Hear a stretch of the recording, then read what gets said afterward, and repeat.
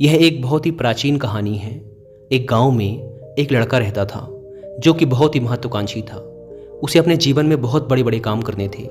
इसी कारण गांव के सभी लोग उसे बहुत पसंद भी करते थे और उसकी बहुत तारीफ भी करते थे, क्योंकि वह बहुत ही ज़्यादा मजबूत, मेहनती और बुद्धिमान भी था। उसकी मेहनत और लगन को देखकर सभी गांव वालों को यही लगता था कि यह लड़का ज़रूर एक दिन कुछ बड़ा करेगा, हमारे गांव के हालात ठीक करेगा, हमारे गांव को आगे लेकर जाएगा। और उस जवान लड़के को भी यह विश्वास था कि वह जो चाहे बन सकता है। इसीलिए वह हमेशा चौड़ा होकर चलता था, पूरे आत्मविश्वास के साथ। उसकी आंखों में हमेशा जोश और आत्मविश्वास दिखाई पड़ता था। और यह आत्मविश्वास ऐसे ही नहीं आया था। इस आत्मविश्वास के पीछे थी उसकी कड़ी मेहनत, क्योंकि वह घंटों घंटों तक तलवारबाजी सीखता रहता था, तलवारबाजी का कड़ा अभ्यास करता रहता था, जिसकी वजह से उसका शरीर बहुत ही मजबूत और शक्तिशाली बन चुका था। ऐसे ही कई बार जब वो तलवारबाजी करके घर वापस आ रहा होता था तो रास्ते में कई सारी लड़कियां उसे देखकर मुस्कुराती थी और बदले में वह भी उन्हें देखकर मुस्कुरा देता था। वह उनमें से एक लड़की को पसंद भी करता था, लेकिन फिर भी वह उन पर ज़्यादा ध्यान नहीं देता था। वह वापस से अपने घर आकर अपनी तलवार की धार को तेज करने में लग जाता और फिर उसे लेकर तलवारबाजी का अभ्यास करता। ऐसे ही वो रात में और भी ऐसे कई सारे काम करता जो उसे एक अच्छा तलवारबाज बनाने में उसकी मदद करते थे। अब यही उसका नियम बन चुका था। ऐसे ही एक अंधेरी रात को वह लालटेन जलाकर अपनी तलवार को तेज कर रहा था। तभी अचानक उसे पीछे से एक धीमी सी आवाज़ सुनाई पड़ने लगी। यह आवाज़ उसका नाम पुकार रही थी। लड़का जैसे ही यह आवाज़ सुनता है वह तुरंत तलवार लेकर खड़ा हो जाता है हमला करने के लिए। लेकिन जैसे ही वह मुड़ता है वह देखता है कि वहाँ पर कोई इंसान नहीं है, बल्कि सफ़ेद और लाल रंग की कोई चीज़ हवा में उड़ रही होती है। यह सफ़ेद और लाल रंग की उड़ने वाली चीज़ एक आत्मा होती है, जिसे आप भूत भी कह सकते हैं। यह आत्मा देखने में बड़ी अजीब थी, क्योंकि ना तो यह स्त्री जैसी लग रही थी और ना ही पुरुष जैसी, ना ही खुश ना ही उदास। बड़े ही अजीब हाव भाव के साथ वह हवा में उड़ रही थी और उड़ते उड़ते ही वह बोलती है, मैं दिखाने वाली आत्मा हूँ। उस लड़के को यह बात समझ नहीं आती, लेकिन वह डरता भी नहीं है और तलवार उठाकर पूछता है, तुम कौन हो और तुम्हें क्या चाहिए? आत्मा कहती है, मुझे कुछ नहीं चाहिए, मैं बस तुम्हें अपनी ताकत दिखाना चाहती हूँ। मैं दिखाने वाली आत्मा हूँ। मैं तुम्हें वो सब कुछ दिखा सकती हूँ जो तुम देखना चाहते हो। आत्मा की यह बात सुनकर लड़के को थोड़ा आश्चर्य होता है, पर क्योंकि यह इतनी अजीब घटना घट रही थी इसीलिए उसने थोड़ा उत्साहित होकर आत्मा से पूछा, क्या तुम मुझे कुछ भी दिखा सकती हो? तो ठीक है, तुम मुझे इस दुनिया की सबसे महंगी तलवार दिखाओ जो सोने और हीरे जवाहरातों से बनी है। यह सुनते ही वह आत्मा फूंक मारकर एक छोटा सा बादल बनाती है, जिसके अंदर उस लड़के को वह चमकदार तलवार दिखाई देने लगती है जो पूरी तरह से सोने से बनी थी और उस पर हीरे जवाहरात जड़े हुए थे, जिसे हाथ में लेकर एक योद्धा तलवारबाजी का अभ्यास कर रहा था। यह दृश्य थोड़ी देर तक रहता है और फिर गायब हो जाता है।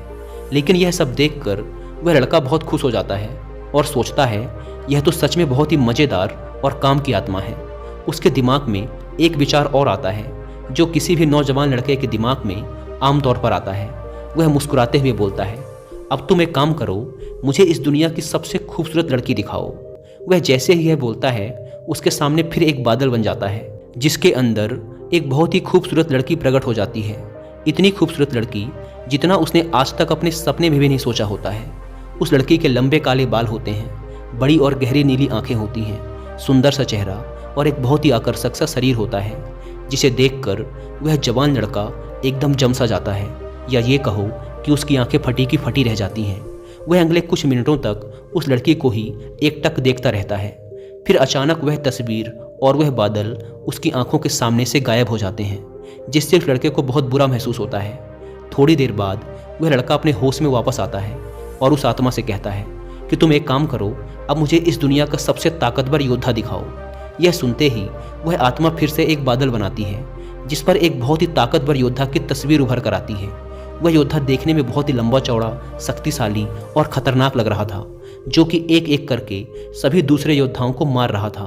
उस योद्धा की ताकत और तलवारबाजी को देखकर वह लड़का बहुत ही प्रभावित होता है और मन ही मन सोचता है कि एक दिन मैं भी इसी के जैसा योद्धा बनूंगा।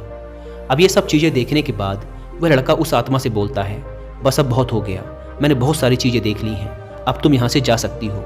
यह बोलने के बाद लड़का वापिस से अपनी तलवार की धार को तेज करने में लग जाता है और अपने काम में व्यस्त हो जाता है। वह आत्मा लड़के की बात का जवाब देते हुए बोलती है, ठीक है, अगर तुम्हें अभी कुछ और नहीं देखना तो अभी के लिए मैं तुम्हारे घर से जा रही हूँ, लेकिन अगर कभी तुम्हारा मन करे कुछ देखने का तो तुम अपने घर के पीछे वाले जंगल में आ जाना। मैं तुम्हें वहाँ वो सारी चीज़ें दिखा दूंगी जो तुम देखना चाहोगे। आत्मा की इस बात पर वह जवान लड़का कुछ खास ध्यान नहीं देता और अपनी तलवार को तेज करने के काम में लगा रहता है। अब जैसे जैसे हफ्ते गुजरते हैं, बीच बीच में उस लड़के को उन सभी चीज़ों की याद आती है जो उसने देखा होता है। इसीलिए कई बार वह लड़का अपने घर के पीछे वाले जंगल में जाता है, उस आत्मा को देखता है और वापस घर आ जाता है। लेकिन एक दिन तलवारबाजी के अभ्यास के बाद जब वह लड़का बहुत थका हुआ होता है तो सोचता है कि चलो आज देख ही लेता हूँ। वह उस आत्मा के पास जाता है और अपनी तरह तरह की इच्छाएं बताना शुरू कर देता है। वह कभी दुनिया की सबसे खूबसूरत जगहों को देखता है, अलग अलग मौसम को देखता है, उसके कुछ दोस्त जो अब उसके साथ नहीं हैं उनको देखता है, और यहाँ तक कि कई बार कई सारी खूबसूरत लड़कियों को देखता है अलग अलग चीज़ों में।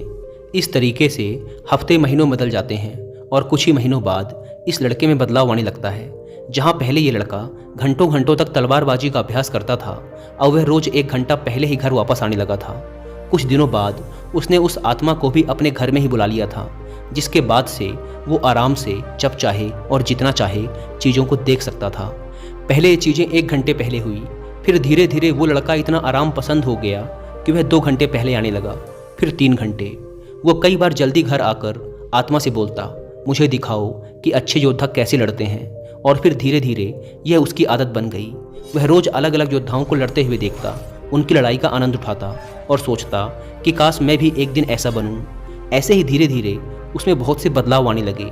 अब जब वो तलवारबाजी का अभ्यास करके घर वापस लौटता और लड़कियां उसे देखकर हाथ हिलाती तो अब वो उनकी तरफ देखता तक नहीं था, उन्हें पूरी तरह इग्नोर कर देता, क्योंकि अब उसने इतनी सुंदर सुंदर लड़कियां देख ली थी कि अब वह सोचने लगा था कि काश उसे भी एक दिन कोई ऐसी ही लड़की मिले, और जिस दिन उसे ऐसी लड़की मिल जाएगी वह उससे ही शादी करेगा और उसी के साथ रहेगा जिसके वह लायक है। कई बार वो आत्मा से लड़ाइयाँ दिखाने के लिए कहता जो उस समय दुनिया भर में चल रही थी।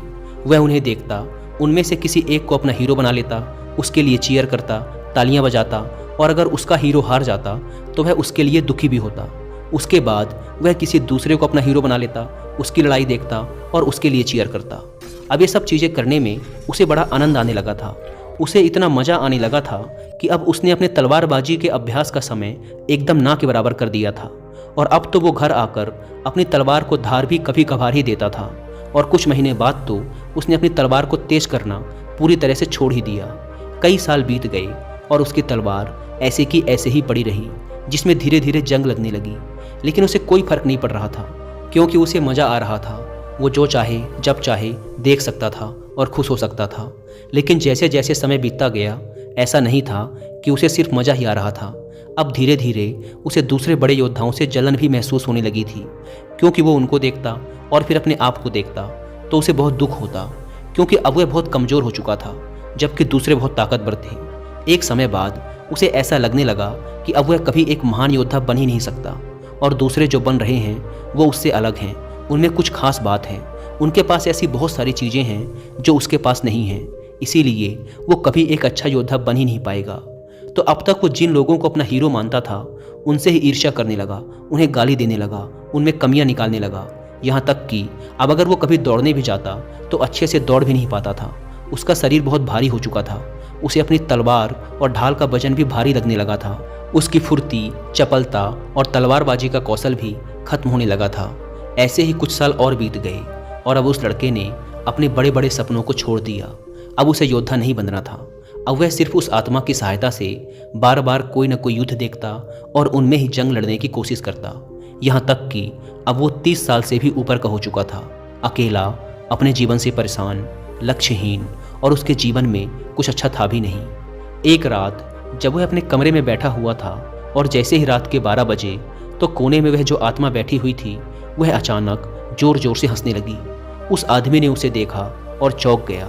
पिछले 10 सालों में आज तक उस आत्मा ने अपनी कोई भी भावना प्रकट नहीं की थी। वह बस एक गुलाम की तरह चुपचाप उसकी हर एक बात मानती चली आ रही थी। लेकिन आज वो हंस रही थी, और आज 10 साल बाद उसने कुछ ऐसा कहा जिसे सुनकर वह आदमी एकदम हक्का बक्का रह गया। उस आत्मा ने कहा, अब मेरा काम यहाँ खत्म हो चुका है, मेरा मकसद पूरा हो गया। डरे सहमे उस आदमी ने पूछा, यह तुम क्या कह रही हो? यह सुन वह आत्मा फिर जोर से हंसने लगी और कहा, अब मुझे वो रहस्य बता ही देना चाहिए जिसे पिछले 10 सालों से मैंने तुमसे छुपा कर रखा था। असल में मैं एक शैतान हूँ, मैं इस दुनिया की सभी बुराइयों की जड़ हूँ। आज रात इस गांव में एक राक्षस हमला करेगा और भविष्यवाणी में यह बताया गया था कि तुम उसी राक्षस को हराने के लिए पैदा हुए थे। तुम इस दुनिया के सबसे महान योद्धाओं में से एक बन सकते थे। तुम हमारी बुराइयों को ख़त्म करने वाले योद्धा थे, लेकिन अब बहुत देर हो चुकी है। अब तुम कुछ नहीं कर सकते। अब हम इस गांव में भयंकर तबाही मचाएंगे और जितनी भी अच्छी आत्माएं हैं हम उन सबको अपने साथ लेकर जाएंगे। ये सब सुनकर उस आदमी के होश उड़ जाते हैं, लेकिन फिर भी चौंका हुआ वह आदमी पूछता है, पर तुमने 10 साल तक इंतजार क्यों किया? तुम तो 10 साल पहले ही मुझे मार सकती थी। तब आत्मा ने कहा, देखो, भविष्यवाणी में यह भी बताया गया था कि तुम्हें इस दुनिया का कोई भी राक्षस, कोई भी शैतान, कोई भी योद्धा हरा नहीं सकता था, और मैं तो बस एक छोटी सी आत्मा हूँ। मैं तो तुम्हें छू भी नहीं सकती थी, लेकिन अगर तुम्हें कोई हरा सकता था तो वो तुम खुद थे। इसीलिए मैंने तुमसे लड़ने की बजाय तुम्हें धीरे धीरे जहर दिया, तुम्हें ऐसी ऐसी फैंटेसी दिखाई, ऐसी ऐसी चीज़ें तुम्हारे साथ करी जिससे तुम अपने लक्ष्य से भटक गए और धीरे धीरे कमज़ोर होते चले गए। आज तुम इतने कमज़ोर आदमी बन चुके हो जो ना तो अपनी रक्षा कर सकता है और ना ही इस गाँव की। यह सुनते ही उस आदमी का दिमाग एकदम हिल गया। उसे जोर का सदमा लगा, उसके पेट में दर्द चालू हो गया, इतना दर्द कि वह वहीं ज़मीन पर गिर पड़ा। पर फिर धीरे धीरे दर्द में कराहते हुए उसने कहा कि क्या उन खूबसूरत लड़कियों को मैं फिर से एक बार देख सकता हूँ? इस पर उस शैतानी आत्मा ने हंसते हुए कहा, हाँ, हमेशा, लेकिन सपनों में। दोस्तों, ये कहानी पूरी तरह से हमारे आज के समय में भी फिट बैठती है, और अब तक आपने समझ भी लिया होगा कि आज के समय में हमारे लिए वो शैतान, वो डेविल कौन है। Internet, social media, porn, drugs और ऐसे बहुत से एडिक्शन जो आज की यंग जनरेशन को लगातार वीक और पर्पसलेस बनाते जा रहे हैं। हर एक इंसान जिसने अपने बचपन में कुछ सपने देखे थे वो उन सपनों को काफ़ी हद तक पूरा कर सकता है, लेकिन जैसे जैसे वह बड़ा हुआ उसे आराम की लत लग गई, बिना मेहनत के चीज़ों को पाने की आदत पड़ गई, काम को टालना उसकी आदत बन गई। उसने ऐसे ऐसे एडिक्शन पाल लिए जिसने उसे उसके लक्ष्य से भटका दिया। इसीलिए वह बड़ा तो हुआ, लेकिन उसके सपने छोटे होते गए और अंततः उसने अपने ड्रीम्स को गिव अप कर दिया। आज के समय में इंसान का जीवन इतना आसान हो गया है जितना पहले कभी नहीं था। आज वह इंटरनेट के थ्रू जो चाहे जब चाहे देख सकता है और खुश हो सकता है। उसे इसके लिए कोई मेहनत नहीं करनी पड़ती। आजकल डेली नीड्स की चीज़ें भी बहुत ही आसानी से उपलब्ध हैं, जिसके लिए पहले इंसान को काफ़ी शारीरिक मेहनत करनी पड़ती थी। आज का मैन जो वो बनना चाहता है उस काम को और उसके रिजल्ट को इंटरनेट पर बड़ी ही आसानी से देख सकता है और खुश हो सकता है, जिससे उसके दिमाग को सस्ता डोपामिन मिल जाता है। अब क्योंकि दिमाग को उस रिजल्ट का डोपामिन मिल चुका है, इसीलिए वो उस इंसान को उस रिजल्ट को रियल लाइफ में हासिल करने के लिए पुश नहीं करता। इसके बजाय वो और सस्ते डोपामिन की तलाश में इंसान को ऐसे ही और चैलेंजेस को इंटरनेट पर देखने और उसके लिए खुशी मनाने के लिए मोटिवेट करता रहता है, जिससे इंसान इस फेक हैप्पीनेस हार्मोन का आदी हो जाता है और रियल लाइफ में चैलेंजेस को फेस करने से भागने लगता है, जिससे आज के मैन का testosterone level, muscularity and toughness लगातार नीचे गिर रहे हैं, जिससे वो लगातार वीक और पर्पसलेस बनता जा रहा है। इसीलिए ये ज़रूरी है कि हम अपनी इस फेक और वर्चुअल दुनिया से बाहर आकर रियल लाइफ में चैलेंजेस लें और उन्हें पूरा करें। लेकिन इसमें सबसे ज़रूरी चीज़ है फोकस। बिना फोकस के किसी भी लक्ष्य को हासिल नहीं किया जा सकता।